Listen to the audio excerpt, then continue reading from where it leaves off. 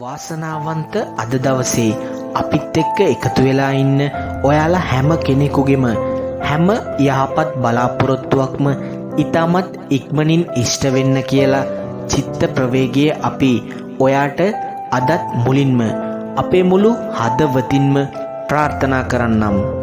ඔයා කොයි මොහොතක හරි හිතුවද ඇයි මේ වීඩියෝ එක ඔයාට බලන්න හිතුනේ කියලා? ඔයා ගොඩක් වාසනාවන්ත කෙනෙක්. ඇත්තටම මේ විශ්වයෙන් ඔයා ඉල්ලන්නේ මොනවද? ඔයාට ඒ දේ ලබා ගන්න ඊටමත් කෙටි කාලයකින් පුළුවන් වෙනවා.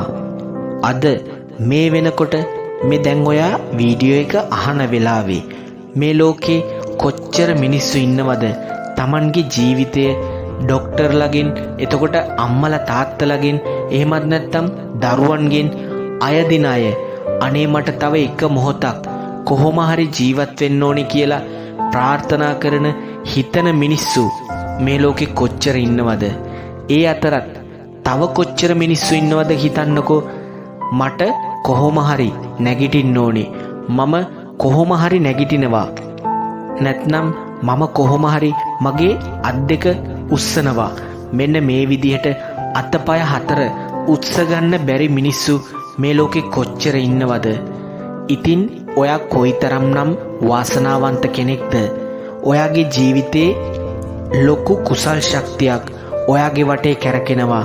ඒවා විපාක දෙන්න අවස්ථාවන් හොය ඔයාගේ වටේ කැරකෙනවා. ඉතින් ඔයා ඒ කුසල් වලට විපාක දෙන්න අවස්ථාවක් හදලා දෙන්න.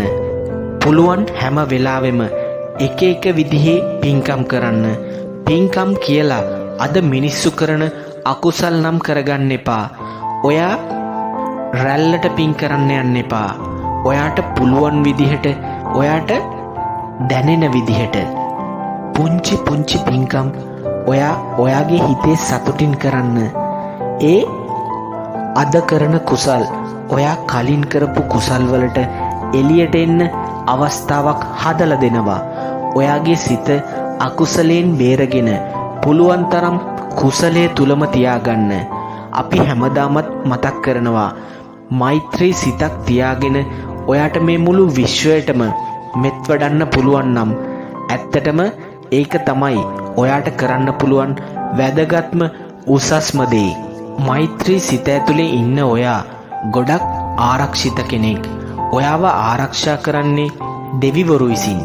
ඉතින් මේ කාලය අපි කලිනුත් මතක් කරා වගේ සබහදහම නඩු අහන කාලයක්. මේ කාලයේදී ගොඩක් පරිස්සම් වෙන්න ඕන. Tamanගේ ජීවිතේට වටිනා කියන දේවල් එකතු කරගන්නවා වගේම මේ වටිනා කියන දුර්ලභ මනුස්සෝත්පත්තිය අපි ආරක්ෂා කරගන්න ඕන. මොකද අපි ඉපදුනේ බුදුදහම මේ ලෝකේ පවතින කාලයක. ඒ වගේම බුදුදහම තියෙන රටක. ඒක ගොඩක් දුර්ලභ කාරණාවක්. මේ අවස්ථාව ලබන්න පුළුවන් මේ ලෝකේ කීයෙන් කී දෙනාටද? ඒ අයගෙන් එක්කෙනෙක් වෙන්න පුළුවන් වුණා කියන්නේ ඒකම ඔයාගේ ජීවිතේ ලොකු ජයග්‍රහණයක්. ඉතින් ඔයා පුළුවන් තරම් මෛත්‍රී සිතක ජීවත් වෙන්න. පංචශීලය ඔයාට පුළුවන් තරමින් ඔයා ආරක්ෂා කරන්න. මේ මුළු විශ්වයම ඔයාට ආකර්ෂණය කරන්න පුළුවන්.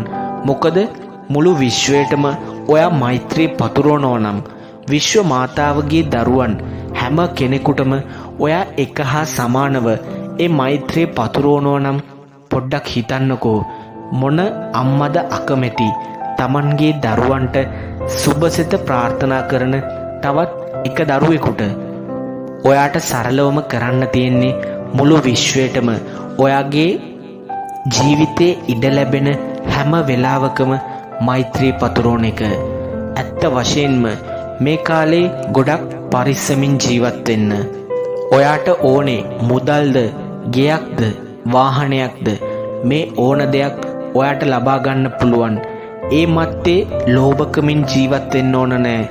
ඔයා කරන්න ඕන ශීලය ආරක්ෂා කරගෙන ඔයාගේ ජීවිතේ ඇත්ත කතා කරන කෙනෙක් වෙන්න. අවංකව ඔයා ඔයාගේ ගමන යන්න. පුළුවන් හැම වෙලාවෙම පුංචි පුංචි දාන දෙන්න ඔයාට පුළුවන් විදිහට. හැබැයි ඔයාට හිතට දැනෙන විදිහට ඔයා ඒ විදිහට පොඩි පින්කම් කරන්න. මේ හැම දෙයක් තුලින්ම ඔයාගේ පෙර කුසල් ඒ ශක්තියින් ඔයාට විපාක විදිහට ලැබෙනවා. ඉතින් ඔයාට ඕනේ මොනවද? ඒ හැම දේ ගැනම ඔයා නිවැරදි සිහියෙන් යුතුව ජීවත් වෙන්න. ලෝභ කරන්න එපා. ඔයාට සල්ලි ඕන නම් ඔයා ඒකට අවශ්‍ය කරන සැලසුමක් හදන්න.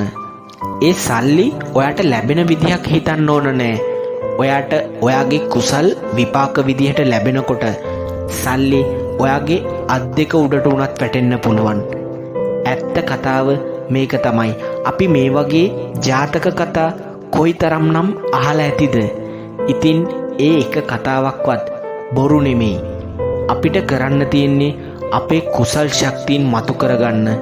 මෛත්‍රී සිතක් තුළ ජීවත් වෙලා පංචශීලය ආරක්ෂා කරගෙන පුංචියට හරි Tamanට පුළුවන් විදිහට දානයක් දීගෙන ජීවිතේ ලස්සනට හොඳ අරමුණක් ඇතුව සිහියෙන් ජීවත් වෙනවා නම් මේ ඕනම දෙයක් දිනන්න පුළුවන්. ඔයත් අද ඉඳන්ම මේ විදිහට ජීවිතේ ගත කරන්න උත්සාහ කරන්න. මොකද අපි මුලින් මතක් කරා වගේ ඇත්තටම මේ තියෙන්නේ සබහා දහම.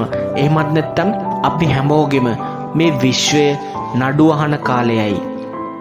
ලොකු වාසනාවන්ත උප්පත්තියක් එක්ක ඉපදුණු ඔයා මේ නඩුවෙන් පරාද වෙනවා නම් ඔයාගේ ජීවිතේ කොයි තරම්නම් අසරණද? එහෙම වෙන්න එපා. මේ තරම් ලොකු වාසනාවන්ත ජීවිතයක් ලැබපු ඔයා ඉස්සරහට යන්න ඕන.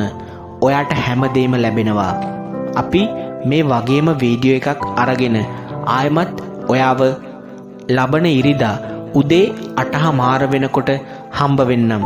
එහෙනම් ඔයාලා හැම කෙනෙකුටම උතුම් තෙරුවන් සරණයි. අපි ඔයාගේ මානසික ශක්ති සංගරාව චිත්ත ප්‍රවේගයයි.